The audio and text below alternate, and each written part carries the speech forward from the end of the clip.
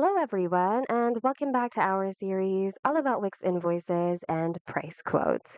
When you use Wix invoices and price quotes, you can easily charge customers for all of your billable items. You can either list your services beforehand, so they're always ready. So here's how you can do it.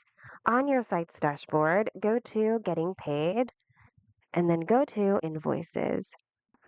Here, click on More Actions and then select Manage Billable Items. Click on Add Item. Input the item's title over here, indicate its price, and add its description. Review everything once you're done, and once everything's all good, click on Add. Your billable item should be added on this list over here.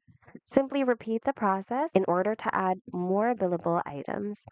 And that's it. We hope this video was helpful. If it was, hit the like button and consider subscribing for more Wix tutorials.